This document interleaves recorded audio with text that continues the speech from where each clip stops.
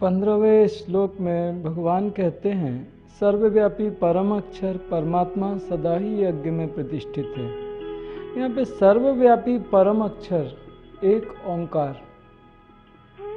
जो प्रणव का जप है, एक ओंकार वही सर्वव्यापी अक्षर है। इसको महाअक्षर कहते हैं। और गीता में ही भगवान ने कहा अक्षर ही पर ब्रह्म है, अक्षरम ब्रह्मम परमम, अक्षरम ब्रह्म परमम, अविनाशी ब्रह्म चिदाकाश या क्रिया की परावस्था से ही कूटस्थ अक्षर होता है। चिदाकाश या क्रिया की परावस्था। चिदाकाश 5 जो आकाश है उनमें एक चिदाकाश है, उसके परे परावस्था से ही कूटस्थ अक्षर होता है। इसका स्थान आज्ञा चक्र है, एक ओंकार का।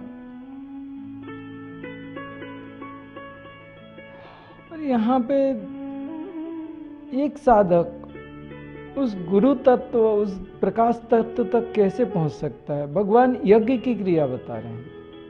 यज्ञ की क्रिया में वो एक साधक से सिद्ध तक की यात्रा समझा रहे हैं। उन्होंने यज्ञ नहीं बताया, यज्ञ क्या है, विहित कर्म क्या है, कैसे है, वो नहीं बताया भगवान ने।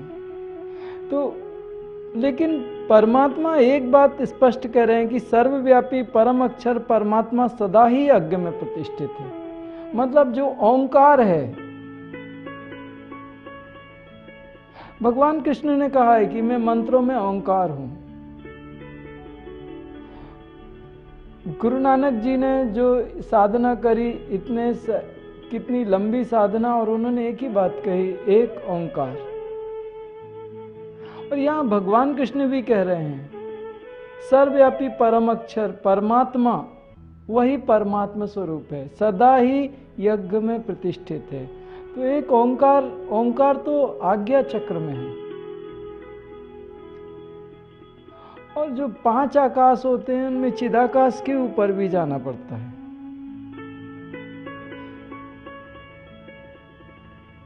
यह आत्म ज्योति के ध्वनि के अंतर्गत है, अर्थात ध्वनि भेद करने के बाद ही इस ज्योति में पहुंचना पड़ता है।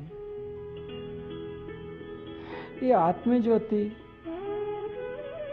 एक ज्योति जो हमारी बुद्धि में जागृत होती है, उसको ये आत्म ज्योति कहते हैं। और ये ज्योति हर किसी को ऐसे नहीं प्रकट होती है। एक प्रकार की जब ध्वनि वो योगी करता है गुरु आज्ञा में, गुरु के साथ गुरु कृपा को प्राप्त करके, तभी वो एक ओंकार तक जा सकता है, वो एक ज्योत जागृत हो सकती है। ज्योति से ज्योति जगाओ, सदगुरु ज्योति से ज्योति जगाओ, मेरा अंतर तिमिर मिटाओ, मेरे अंदर का अंधकार मिटाओ। साधक शायद यही प्रार्थना करता है।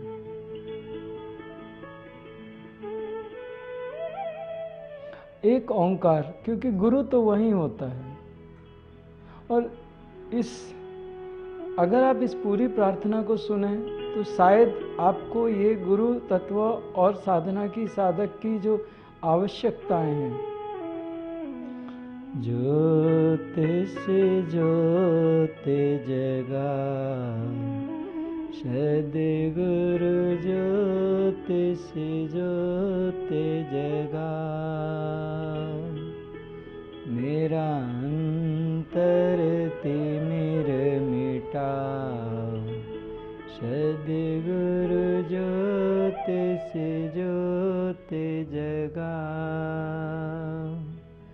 हे योगेश्वर,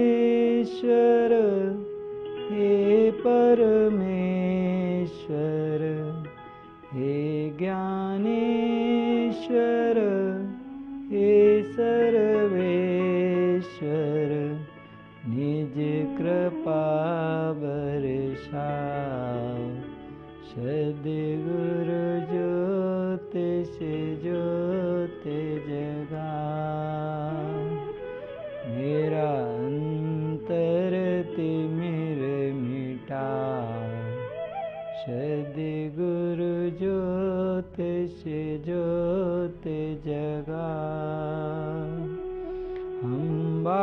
बालक गुरु द्वार पे आए, हम बालक प्रभु गुरुद्वार पे आए, मंगल दर्श दिखा, सद्गुरु ज्योत से ज्योत जगा, मेरा अंतर तिमिर मिटा, सद्गुरु ज्योत से ज्योत जगा।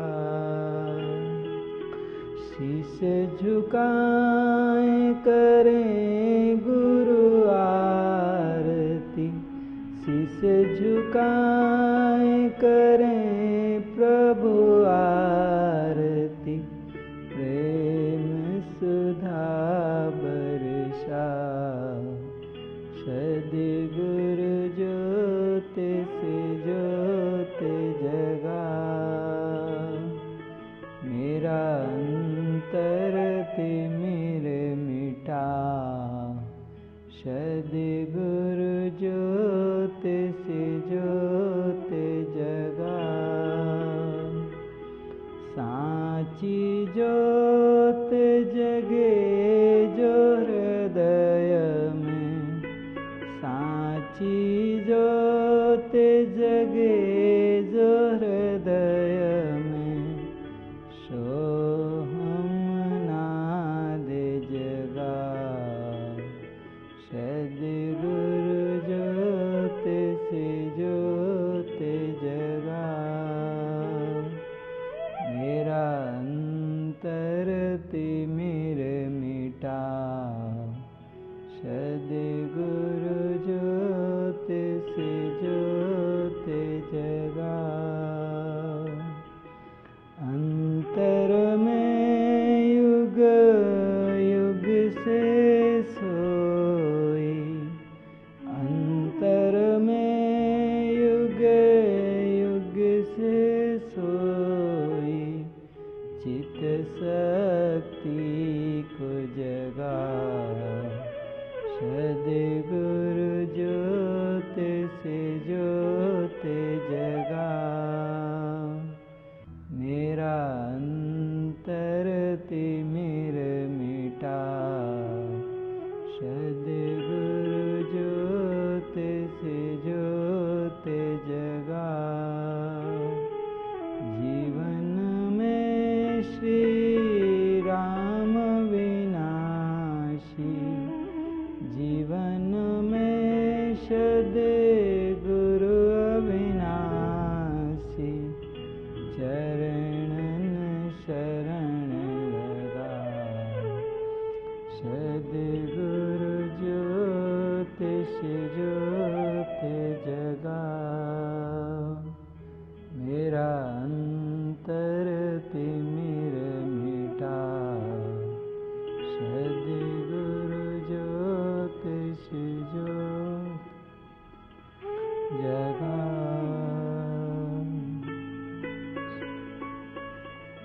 जो दैवीय कृपा है वही दैवीय संपत्तियां गुरु की कृपा से प्राप्त होती हैं। और यहाँ पे ज्योत से ज्योत जगाओ, ये कौन सी ज्योत है? बाहर की ज्योत होती तो हम जागृत कर लेते, लेकिन कोई एक ऐसा महापुरुष जो जागृत है, जिसके अंदर परमात्मा की ज्योत जागृत है, वो अगर चाहे तो हमें जागृत कर सकता है।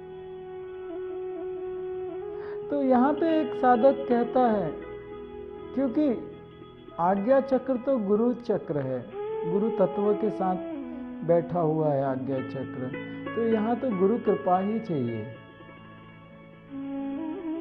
तो यहाँ पे ऐसा कोई नहीं है कोई दिया सलाई हो या कुछ ऐसा हो, यहाँ तो ज्योत से ज्योत ही जगती है। एक ज्योत से दूसरी ज्योत जब टच होती है तो दूसरी भी प्रज्वलित हो जाती है। यहाँ कोई संघर्ष नहीं है कि अब माचिस की तीली को संघर्षण किया और जल गई, वो ऐसा नहीं होता। यहीं पे कहते हैं तन्न शुभ्रम ज्योतिषम ज्योतिस्तत् यदात्म विदो विदुः, यह आत्मज्योति ध्वनि के अंतर्गत है।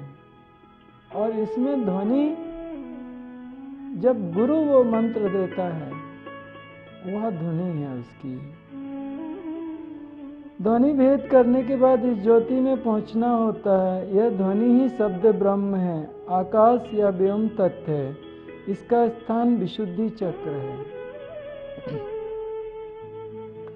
इस शब्द से ही वायु तत्व या प्राण है जो जगत को धारण करता है। वायु अगर ना हो तो जगत में जीवन ही ना रह जाए। जगत में जीवन संभव नहीं है वायु के बिना। वायु जगत को धारण करती है, यही प्राण वायु है, यही अनाहत चक्र है। यही प्राणवायु जीव के श्वास प्रश्वास रूप में है। इसी के कारण मन के साथ सारी इंद्रियां सब कार्य संपादन में समर्थ होती हैं।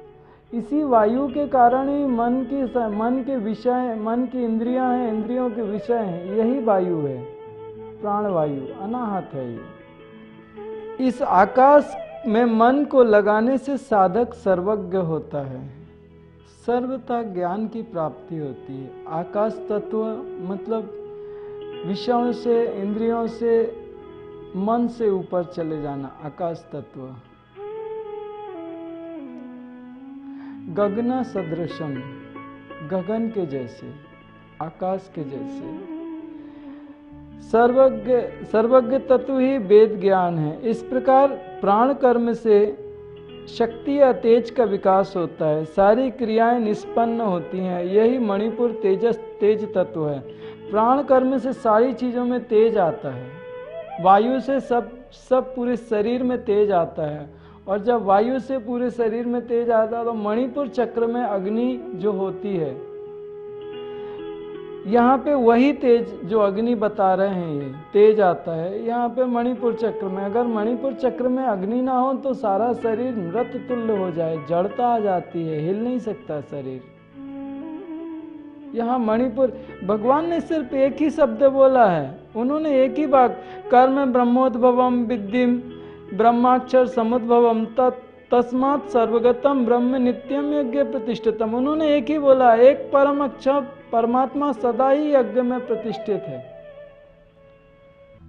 वो एक जो अक्षर है, उस अक्षर की क्या व्यवस्थाएं हैं अपन उसको जान रहे हैं। एक ओंकार की क्या व्यवस्थाएं, उस ओंकार में साधक कैसे प्रवेश करता है। वहां पे जो ध्वनि, जो शब्द की ध्वनि करके उसमें प्रवेश करता है, तब ज्योत उसकी जागृत होती है। उसके बाद जब वो जागृत होती है तब वो क्या कार्य करती है। प्राणवायु, अग्नि,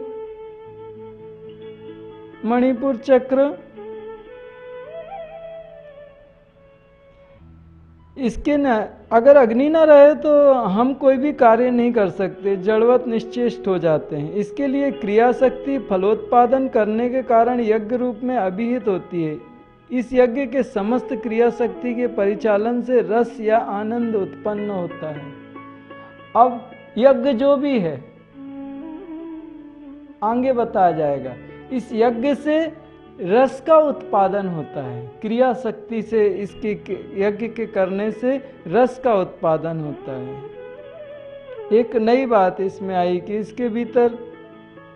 इसके भीतर सारी शक्तियां निहित रहकर भविष्य में फलोत्पादन करती हैं।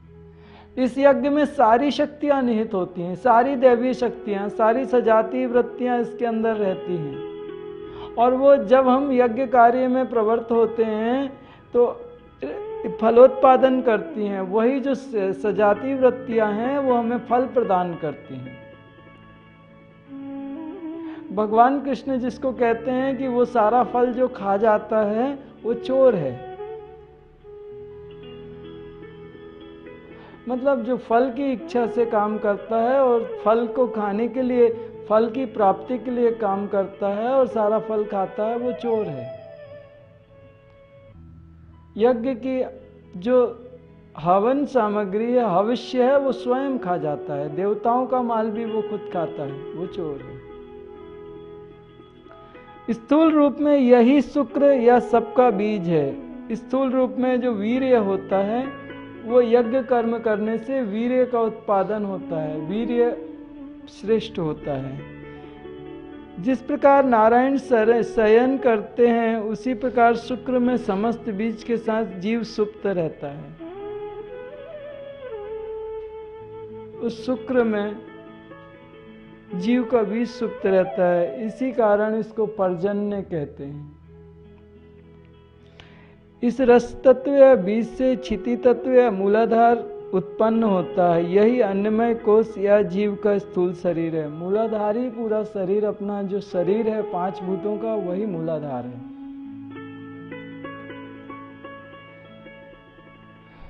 इसको मूलाधार कहने के कारण सारे कर्म इस स्थूल पिंड देह से ही निष्पन्न होते हैं। जो जैसा कर्म करता है तदनुसार जीव के फिर उसी जन्म या भोग होते हैं।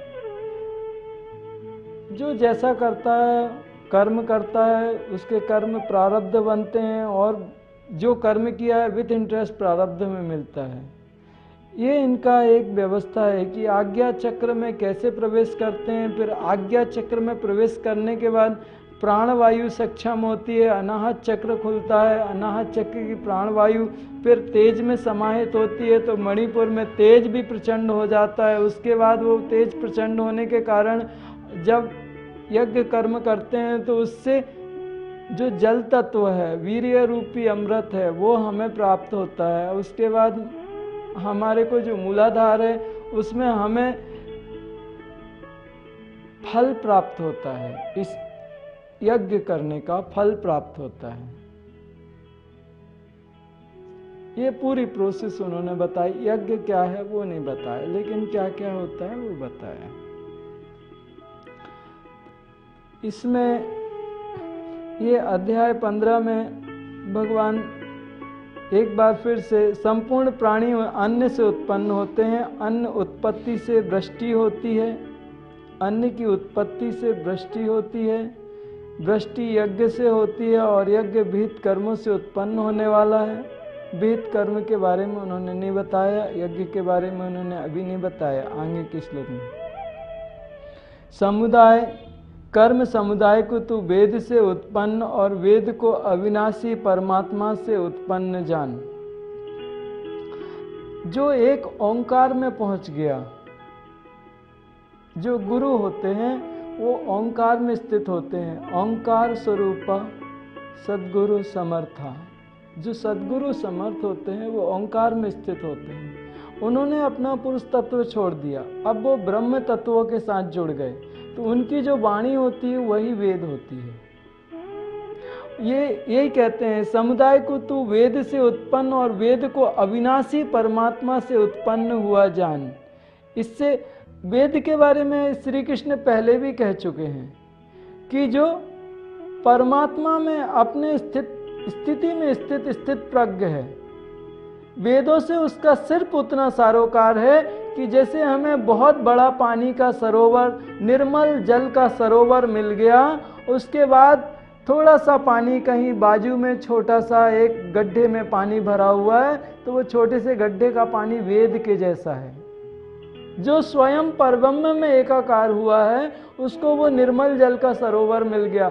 अब वेदों से उसका कोई खास प्रयोजन नहीं रहता। अब वेद उसके लिए कोई बड़े नहीं रहते, क्योंकि उससे आगे जहाँ से वेद निकले हैं वो वहाँ पे पहुँचा है। जिस परमात्मा से वेद निकले हैं वो परमात्मा में एकाकार हुआ है, इसलिए अब उसका वेदों में महत्व नहीं है। वेदों से भी बड़ा हो गया, उसकी वाणी ही वेद है।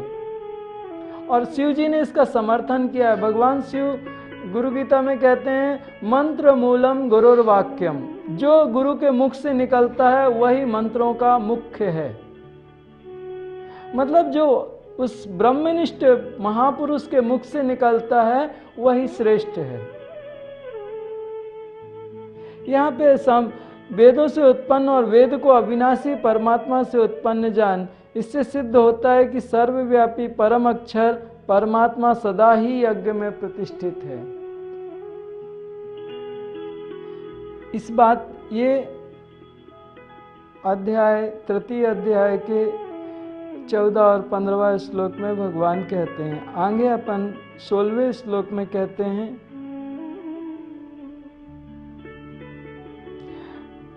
अब जो यज्ञ नहीं करता, भगवान उसके बारे में क्या कहते हैं वो 16वें श्लोक में। श्री कृष्ण। एवं प्रवर्तितं चक्रं नानुवर्तयतीह यः अघायुः इंद्रियारामो मोघं पार्थ सजीवति। हे पार्थ, जो पुरुष इस लोकों में इस प्रकार परंपरा से प्रचलित षष्ठी चक्र के अनुकूल नहीं बरतता, अर्थात अपने कर्तव्य का पालन नहीं करता, वह इंद्रियों के द्वारा भोगों में रमण करने वाला पापायु पुरुष व्यर्थ ही जीता है। अब भगवान कृष्ण ने इसमें एक और नई बात कही, इसमें उन्होंने कर्तव्य बात कह दी। अभी यज्ञ कर्म कह रहे थे, अब उन्होंने कर्तव्य कह दिया।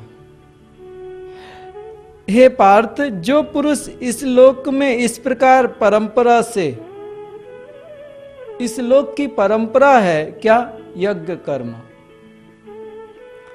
प्रचलित सृष्टि चक्र के अनुकूल नहीं बरतता। सृष्टि चक्र वही जो एक ओंकार, प्रणव, प्रणव के बाद में आकाश, आकाश के बाद में वायु, वायु के बाद में अग्नि और अग्नि के बाद में जल और पृथ्वी, और पृथ्वी में उसकी श्रेष्ठताएं, ये सृष्टि चक्र है।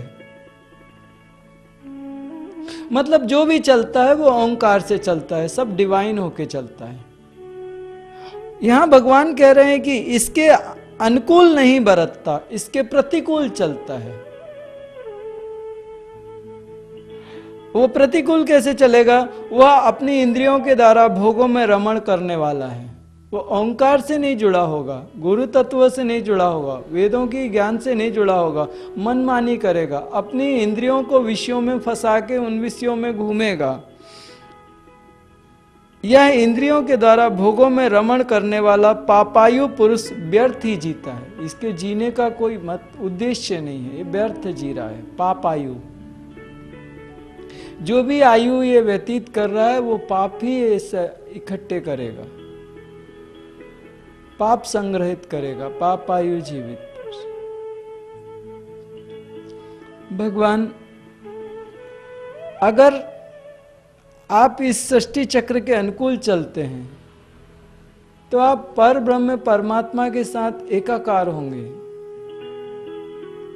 जो भविष्य का जो बचा हुआ है, बाकी बचा हुआ भविष्य है, वो आपके लिए अमृत के जैसा है। उसको प्राप्त करके आप उसको ग्रहण करके आप पूर्ण पुरुष हो जाएंगे, ब्रह्म में स्थित हो जाएंगे, पूर्ण ब्रह्म की स्थिति को प्राप्त होंगे। अगर इसके विपरीत चलेंगे तो आप पाप ही संग्रहित करेंगे और पीड़ा ही पीड़ा से भरेंगे। भगवान ने यहाँ स्पष्ट किया है, सिर्फ एक बात स्पष्ट नहीं की कि यज्ञ कर्म क्या है, विहित कर्म क्या है। ये अध्याय, तृतीय अध्याय का 16वां श्लोक। श्री कृष्ण। एवं प्रवर्तितं चक्रं नानुवर्तयतीह यः अघायुः इंद्रियारामो मोघं पार्थ सजीवति। परंतु जो मनुष्य आत्मा में ही रमण करने वाला और आत्मा में ही तृप्त तथा आत्मा में ही संतुष्ट हो, उसके लिए कोई कर्तव्य नहीं है। अब भगवान इसका यज्ञ कब तक, जो भी यज्ञ है, जो भी क्रिया है, जो भी विहित कर्म है, वो कब तक?